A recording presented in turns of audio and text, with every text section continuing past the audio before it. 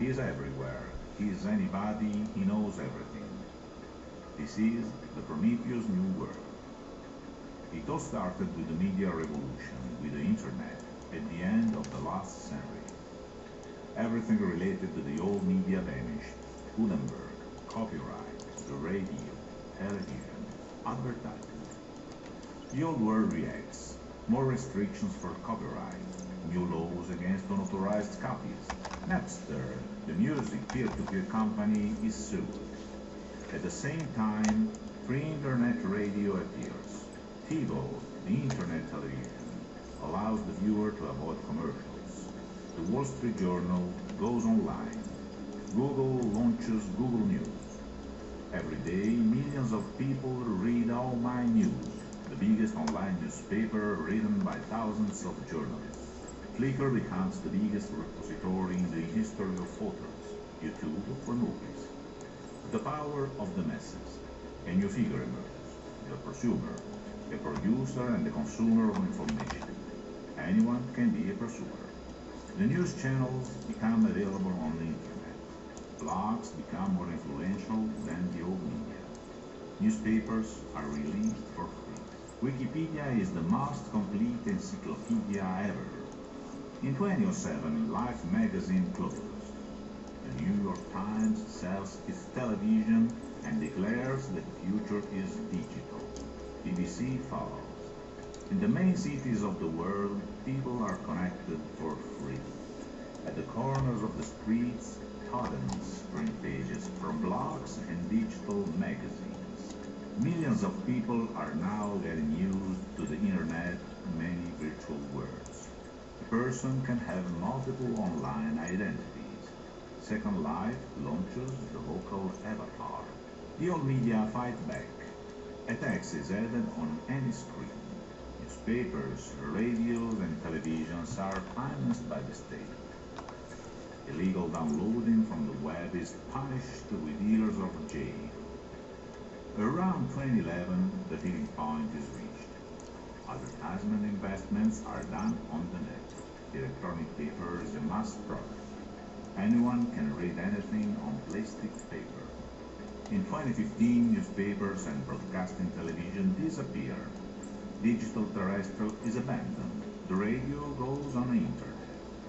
The media arena is less and less populated. Only the Tyrannosaurus Rex survives. The net includes and unifies all the content. Google buys Microsoft. Amazon buys Yahoo, thus becoming the world universal content leaders with BBC, CNN, and CCTV. The concept of static information, books, articles, images, changes and is transformed into knowledge flow. Advertisement is chosen by the content creators, by the authors themselves, and becomes information, comparison, experience.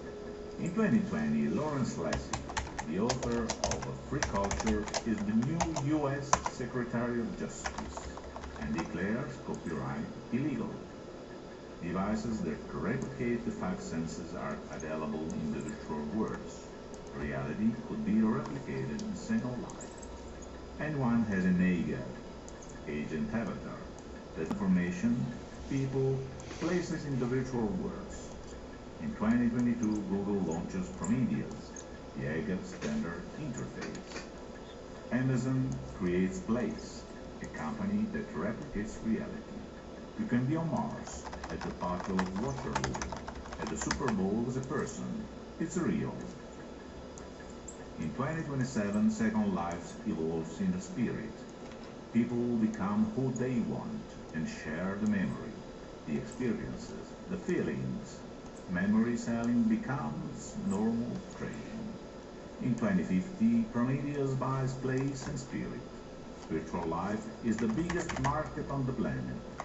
Prometheus finances all the space missions to find new worlds for its customers. The terrestrial avatar.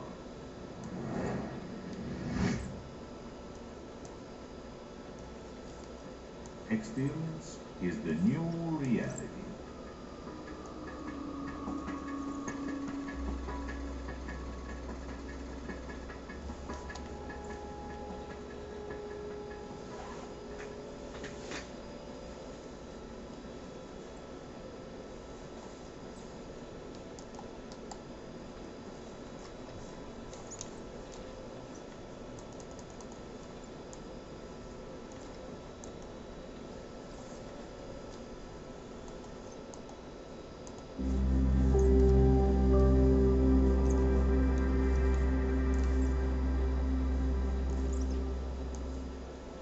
It is the best of times.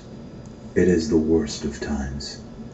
In the year 2015, people have access to a breadth and depth of information unimaginable in an earlier age. Everyone contributes in some way, participating to create a living, breathing mediascape. However, the press as you know it has ceased to exist. The Fourth Estate's fortunes have waned.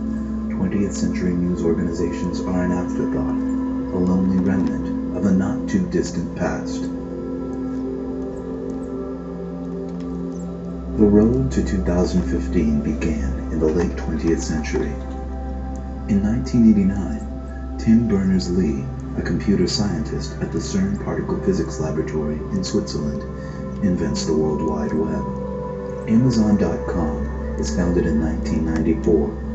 Its young creator dreams of a store that sells everything. Amazon's model, which will come to set the standard for internet sales, is built on automated, personalized recommendations, a store that can make suggestions. In 1998, two Stanford programmers unleash Google.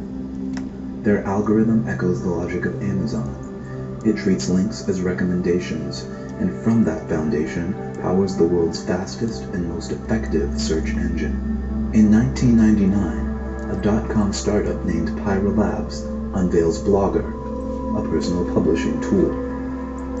Friendster arrives on the scene in 2002, and hundreds of thousands of young people rush to populate it with an incredibly detailed catalog of their lives, their interests, and their social networks. Also in 2002, Google launches Google News, a portal featuring headlines and links to the stories of the minute. Journalism organizations cry foul. Google News is edited entirely by computers. In 2003, Google buys Blogger.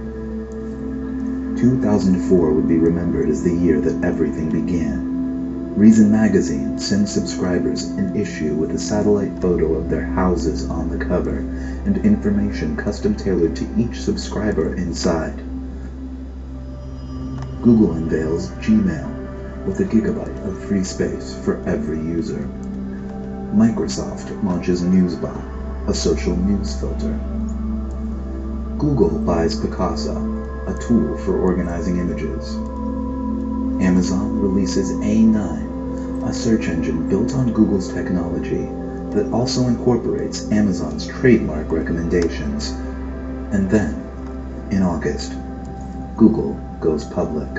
Awash in new capital, it acquires Keyhole, a company that maps the world and puts it online. Google also begins digitizing and indexing the world's libraries. Apple's iPod inspires podcasting, and the age of personal radio begins. We can all broadcast our own thoughts, our own music, directly to each other's music players. 2005. In response to Google's recent moves, Microsoft buys Friendster. Apple releases the Wi-Fi Pod, a portable media player with integrated camera that can send and receive podcasts and images on the go. 2006. Google combines all of its services into the Google Grid, a universal platform that provides a functionally limitless amount of disk space and bandwidth to store and share media of all kinds. Each user selects her own level of privacy. She can store her content securely on the Google Grid or publish it for all to see. It has never been easier for people to make their lives part of the media landscape. 2007. Microsoft responds to Google's mounting challenge.